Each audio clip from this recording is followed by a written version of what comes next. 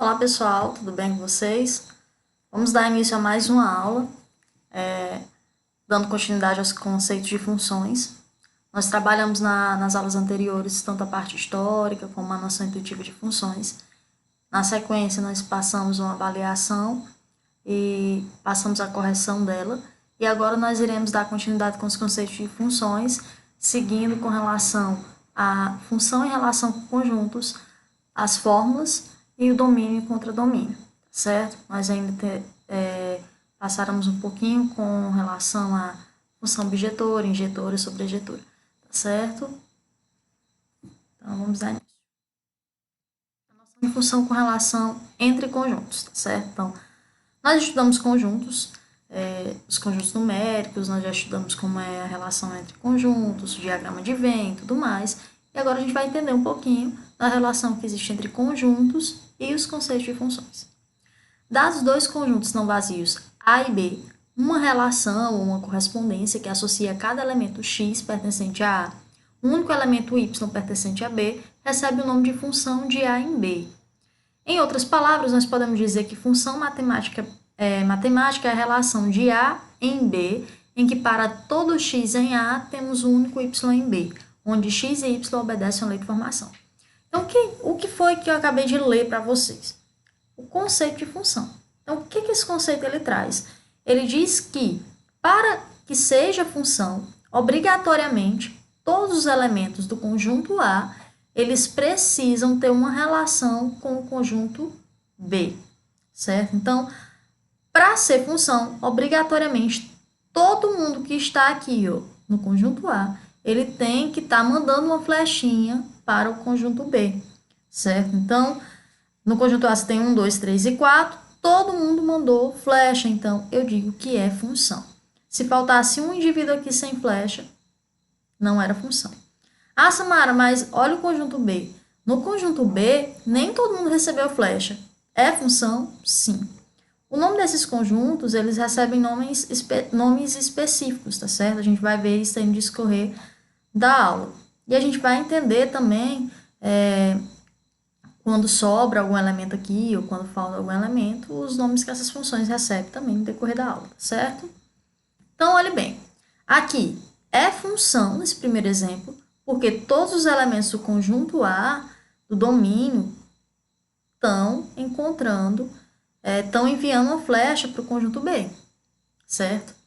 Aqui é função também, certo? Então, veja que tem mais de um elemento lá no B recebendo flecha só de de 3 pontos aqui no conjunto A. Porém, mesmo assim é função. E aqui, todos os elementos do A mandam flecha, só que tem um indivíduo aqui no B que não recebe a flecha, mas ainda assim é função, certo? Agora, vamos prestar atenção aqui, ó. Nesse daqui, falta um indivíduo aqui mandar flecha. Então, se falta um indivíduo mandando flecha, significa que não é função. Aqui também, todo mundo no contradomínio, no B, recebe, porém falta um indivíduo mandando. Tá sozinho, não tem par. Então, se ele tá sozinho, se ele não tem par, não é função. E aqui? Aqui, todo mundo tá mandando flecha. Só que um único número está mandando para 2 indivíduos diferentes. Então, entendam o seguinte. Entendam a função como se fosse, por exemplo, um casamento. Certo? Em um casamento, não deveria-se um indivíduo só ter 2 cônjuges, certo? Então, aqui não seria função porque um único indivíduo ele está ocupando 2 outros indivíduos, ele está se ligando a outros 2 indivíduos. Então, não é função. Então, para ser função, precisa que o domínio, ou seja, o conjunto A, ele mande flecha, todo mundo que está no domínio mande flecha para alguém que esteja no B. E ele não pode mandar 2 flechas, ele só pode mandar uma. Continuando. Agora, entendendo um pouquinho, né, o que seria o domínio, contradomínio, imagem de uma função, que eu já falei um pouquinho mais, eu acredito que não ficou claro. Então, quem é o conjunto A? O conjunto A ele recebe o nome de domínio, certo? Ele quem manda. Ele está mandando as flechas. Então, por isso que ele domina, domínio, certo? Então, ele manda a flecha. Então, quando você for olhar lá a lei de formação, que a gente vai ver já já um pouco mais sobre isso, mas quando você for olhar lá a lei de formação, quais são os valores que você vai aplicar dentro da lei de formação? Os valores do domínio, certo? E aí, quem é o contradomínio? O contradomínio é o domínio que recebe as flechas, certo? Então, domínio manda, contradomínio recebe as flechas. E aí, dentro do contradomínio, pode ser que tenha valores que não são empregados, que não tem ali associação com aquela função, e não há problema, certo? Os valores que recebem as flechas, ele recebe um outro nome, que é o conjunto imagem, certo? A imagem da função. Então, preste atenção. Domínio manda as flechas. Contradomínio são todos os elementos que tem dentro do conjunto que recebe as flechas, certo? E a imagem é a associação da função, então é quem recebe de fato a flecha, tá certo? São todos os elementos que recebem a flecha, é chamado de conjunto imagem. Aí aqui, especificando um pouco melhor para vocês, certo? Os conceitos. Domínio da função é o conjunto de valores que podem ser atribuídos a x. Aqui, ó. Os carinhas que mandam flecha. Lembra lá que eu falei que numa lei de formação nós iríamos atribuir alguns valores e esses valores seriam do domínio? Então, é justamente isso que eu estou falando, certo? Então, no diagrama, o domínio é o conjunto A e ele é representado por 2, 3, 4 e 5. Só ver se eu consigo passar aqui. Contradomínio. O contradomínio, pessoal, é o conjunto onde estão os valores correspondentes a x quando aplicamos a fórmula definida pela função. Não entendi, Samara. É o conjunto que recebe as flechas, como eu falei para vocês.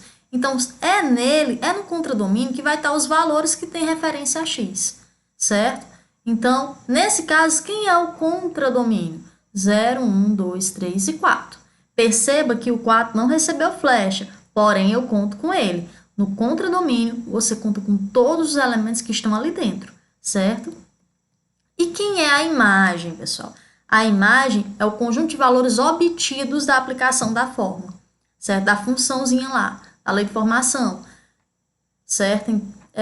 De A para B. Então, quem é o conjunto imagem? Quem recebe a flecha. Então, no caso aqui, é 0, 1, 2 e 3. O 4 não entra, tá? Então, prestaram atenção? Domínio manda flecha, contradomínio é o conjunto onde estão os elementos que irão receber as flechas. E a imagem são os elementos que estão dentro do contradomínio que recebem a flecha, tá bom? Função definida por fórmula. Justamente o que eu falei para vocês sobre a questão das funções definidas por fórmula, né? As leis de correspondência, tá? Também pode ser assim chamada.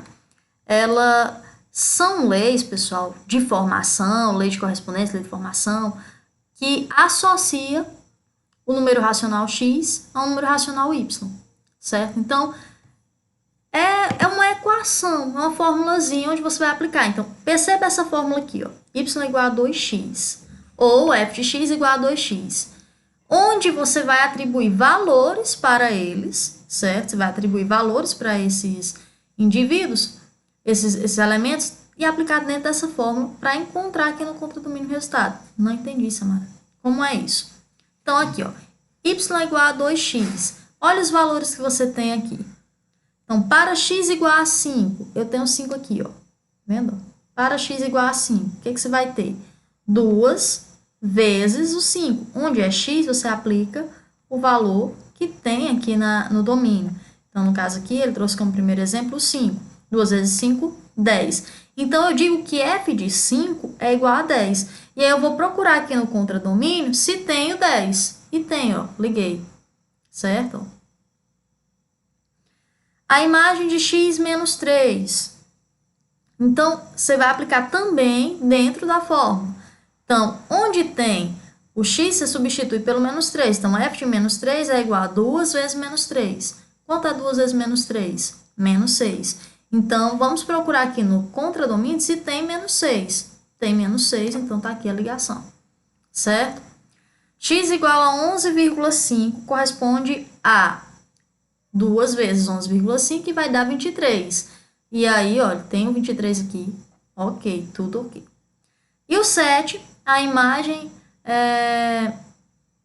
de 7 sobre 2 vai... Peraí, gente, calma. A imagem de y igual a 7 é de x sobre 7 sobre 2. Vamos ver se tem aqui. Deixa eu ver. Tá aqui, ó. 7 sobre 2, a imagem é 7. Ah, Samara, não entendi essa daqui, não. Você vai lembrar lá da multiplicação de frações, certo? Então, multiplica direitinho, que vai dar 14 dividido por 2, que vai dar 7, tá certo? E a de 3 vai dar 6. Vamos procurar se tem o 6 aqui. Tem, 2 vezes 3, 6, então, tudo ok também. Então, eu posso dizer que nessa daqui é função, ele não usou todos os números aqui, mas só analisando os conjuntos que nós temos aqui. Eu posso dizer que é função? Posso, porque todos os elementos, eles enviaram flecha, não se repetiram, tá certo? Eu posso dizer que todos os elementos que estão no contradomínio configuram a imagem da função?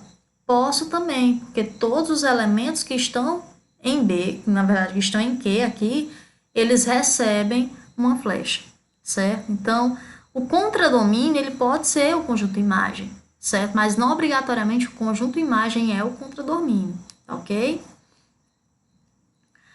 Agora entendendo um pouquinho sobre função subrejetora, injetora e bijetora, tá certo? Quando é que uma função ela é sobrejetora? Quando o seu conjunto imagem, deixa eu só tirar aqui minha imagem daqui, tá? Quando o meu conjunto imagem é o próprio contradomínio, que foi justamente o que eu falei para vocês. Então, se lá no meu contradomínio todo mundo recebe as flechas, ele também é o conjunto imagem, certo? Então, quando todo mundo que está no contradomínio recebe as flechas, então eu digo que essa função é sobrejetora, ok? Samara, como era que eu iria calcular esse negócio? Eu coloquei aqui um exemplo para vocês. No caso aqui, usando aqui a lei de formação, x ao quadrado mais 1. E aí atribuindo os valores aqui de A, né? 0, 1, 2 e 3. Então, atribuindo aqui os valores de A, você só ia substituir. Perceba que onde tem o x, eu coloquei o valor que tem aqui no domínio, certo? Então, olha aqui. F de 0 é igual a 0 ao quadrado mais 1. 0 ao quadrado a gente sabe que é 0, né? Mais 1 vai dar 1. Então, a imagem corresponde a 1. Então, você liga o 0 para 1. F de 1, então, 1 ao quadrado, 1. 1 mais 1, 2. Continuando aqui, ó, F de 2, 2 ao quadrado, 4. Mais 1, 5. F de 3, 3 ao quadrado, 9. Mais 1, 10. E aí você liga os correspondentes. Como todo mundo que está no conjunto A, que é o domínio, enviou flecha, é função, certo? Como todo mundo que está no conjunto B, que é o contradomínio, recebeu flecha, eu digo que essa função é uma função sobrejetora, ok? Função injetora. Quem é a função injetora? Uma função injetora, ela também chamada de função injetiva, é aquela que cada elemento da imagem está ligado a um único elemento do domínio. Não entendi, Samara. Não entendi. Perceba que aqui, ó, ele está falando da imagem. Para ela ser injetora ou injetiva, cada elemento da imagem recebe ligação apenas de um elemento do domínio. Porque o domínio, por exemplo, o 1 ele poderia mandar flecha para o 2 e o 2 também mandar flecha para o 2, certo? Não teria problema nisso. Só que ela não seria uma função injetora ou injetiva, tá certo? Para ser injetora, obrigatoriamente, os elementos da imagem têm que receber flecha de elementos diferentes no domínio, ok? Então, aqui também foi aplicada a lei de formação. No caso, a lei de formação foi f de x igual a 2x, e aí onde tem o x, você substitui pelos elementos do domínio. No caso, era 1, 2 e 3. Então, 2 vezes 1, 2. 2 vezes 2, 4. 2 vezes 3, 6. Então, as correspondências seriam 2, 4 e 6. Ô, Samara, então essa função ela também pode ser sobrejetora? Não. Por que essa função não é sobrejetora? Preste atenção. Os elementos que nós temos no contradomínio sobram elementos. Então, se sobra elemento, não é sobrejetora. Se todos os elementos que está na imagem aqui desse domínio, desse contradomínio, eles recebem a seta de um elemento diferente do domínio, então ela é uma função injetora, tá certo? Vamos para a próxima. Opa, foi demais. E quando é que uma função é bijetora? Quando ela contempla os dois. Quando ela é simultaneamente sobrejetora e injetora. Aí nós chamamos ela de função bijetora. Então, perceba que para ser uma função bijetora, o que é necessário? Todos os elementos do contradomínio, no caso aqui, ó, contradomínio, receberem flecha para ser sobrejetora. E, obrigatoriamente, esses elementos têm que ter um correspondente diferente no domínio, que aí ela vai ser injetora. Então, ela vai ser ao mesmo tempo sobrejetora e injetora, ela vai ser bijetora, ok? Bem facinho, né, de entender? Então, aqui nesse exemplo, essa função aqui seria função ou não seria função? Seria função, não é isso? E ela seria qual tipo de função? Ela seria uma função bijetora, porque, ó, todos os elementos do conjunto B recebeu flecha sobrejetora. Só que recebeu flecha de elementos do domínio diferente, injetora. Então, se ela contempla os dois, ela é bijetora, ok? Agora vamos aqui nessa próxima. Só é porque eu não sabia qual era o próximo que eu tinha colocado. Certo? Esse ou esse. Então, olhando para essa daqui, é função? Sim, é função. Porque todos os elementos aqui estão mandando flecha. Beleza, é função. Mas essa função, ela é o quê? Injetora, bijetora ou sobrejetora? Tempinho para vocês. Você deve ter pensado aí em casa que com certeza essa função não é injetora, não é isso? Ela não é bijetora porque existe elemento diferente do domínio que possui a mesma imagem, ou seja, ela não é injetora, certo? Mas ela é uma função sobrejetora. Por que, Samara? Porque todos os elementos aqui, ó, receberam uma seta, ok? Vamos para o próximo. Nesse daqui, é função? Também é função. Todos os elementos do domínio estão mandando uma setinha, tá certo? Mas perceba que nem todo mundo aqui, ó, tá recebendo setinha. Então, obrigatoriamente, ela não é sobrejetora. Então, se ela não é sobrejetora, ela não é bijetora. Ela pode ser injetora. Por que ela pode ser injetora? Porque todos os elementos estão vindo de um correspondente diferente no domínio, certo? Então, ela não é bijetora porque o conjunto imagem e o contradomínio são diferentes. Ou seja, sobra elementos do contradomínio. Ela não é sobrejetora. Então, nesse caso, ela é injetora. Tá? E nessa daqui, Samara? É função? Sim. E não é injetora, não é bijetora, nem é sobrejetora. Tá certo? Ela não é bijetora porque não é injetora e também não é sobrejetora. Tá certo? O gráfico de uma função sobrejetora. Como é que funciona o gráfico de uma função sobrejetora?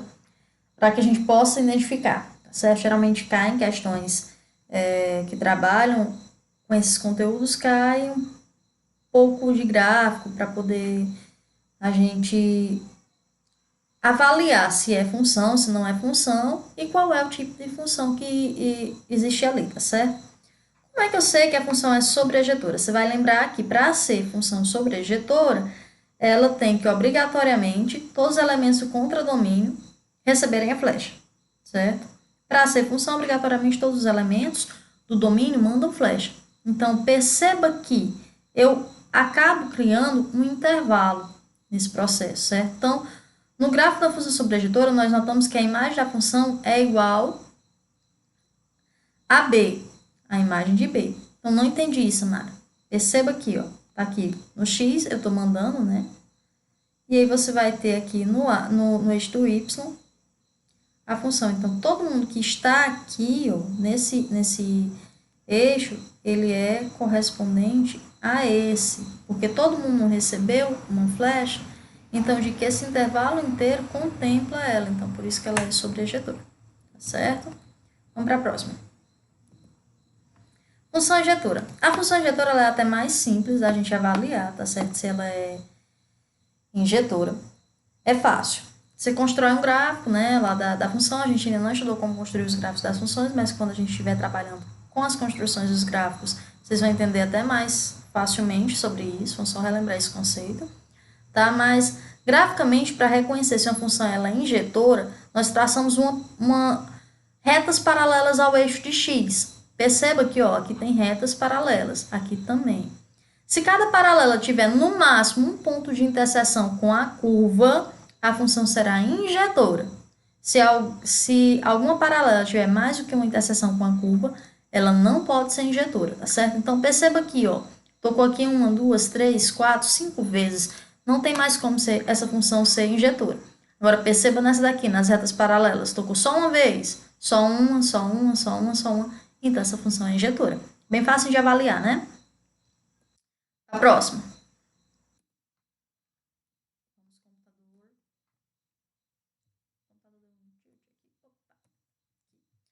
E, Samara, quando é que eu sei que a função é bijetora, mulherzinha, pelo amor de Deus?